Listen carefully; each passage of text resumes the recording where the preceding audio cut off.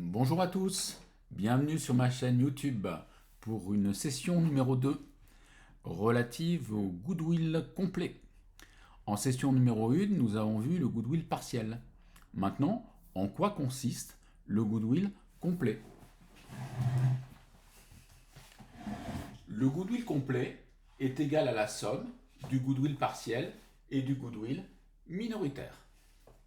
Le goodwill partiel, comme nous l'avons vu en session 1, correspond à une partie du prix qu'a payé la mère sur le titre de participation de la filiale.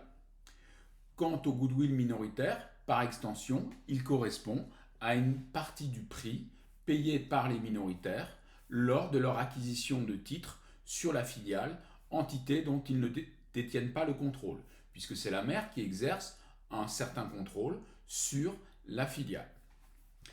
Pour déterminer ce goodwill des minoritaires, qui sont aussi, comme leur nom l'indique, des actionnaires minoritaires, plus précisément, sachant que la mère est l'actionnaire majoritaire, pour déterminer ce goodwill minoritaire, il faut que nous fassions la différence entre le coût d'acquisition des titres par les minoritaires, le plus souvent après décote, moins le pourcentage d'intérêt des minoritaires appliqué à la juste valeur. Donc la différence entre le coût d'acquisition par les minoritaires et leur droit dans la juste valeur, qui est exprimé ici. La juste valeur étant l'actif net comptable corrigé, le plus souvent comme vu en première session. Maintenant, positionnons-nous plus précisément sur ce coût d'acquisition des titres par les minoritaires après décote.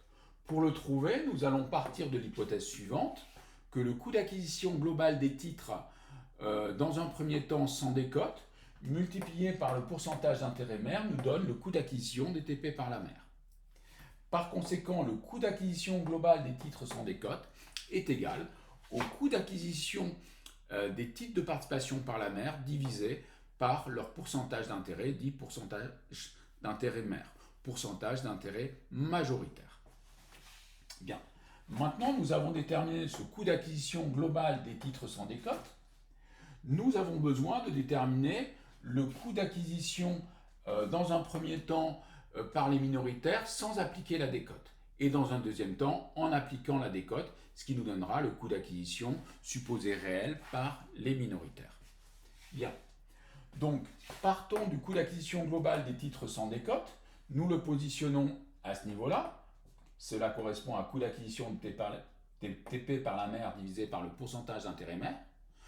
À ce coût d'acquisition des titres de participation sans décote, nous multiplions par le pourcentage d'intérêt minoritaire. Et donc, du fait de cette multiplication, nous obtenons le coût d'acquisition des titres par les minoritaires sans décote. Bien. Le plus souvent, il existe une décote. Pour quelle raison? Parce que lorsque la mère a pris le contrôle, nous avons en parallèle des minoritaires, et les minoritaires acquièrent des titres qui ont moins d'attrait. Donc qui généralement en bourse sont à un prix plus bas que le prix qui a été payé à l'unité d'action par la mère, qui souhaitait exercer le contrôle et qui l'exerce effectivement. Bien, donc nous prenons le coût d'acquisition par les minoritaires sans décote, cette base de 100%, et nous lui enlevons, nous lui défalquons le taux de décote. Donc nous obtenons avec cette grande accolade le coût d'acquisition des titres par les minoritaires après décote.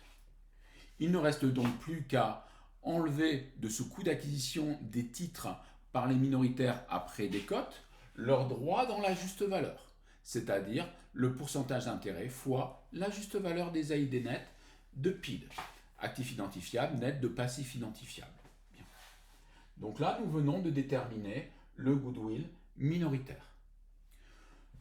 Dans une prochaine session, session numéro 3, nous verrons comment enregistrer le goodwill selon les normes IFRS 3, c'est-à-dire normes internationales, International Financial Reporting Standards. Selon cette norme IFRS 3, il y a deux options possibles. Soit nous enregistrons le goodwill uniquement partiel, soit nous enregistrons le goodwill complet. Et donc je vous invite à cette session prochaine, numéro 3, avec grand plaisir sur l'enregistrement du goodwill selon les IFRS 3.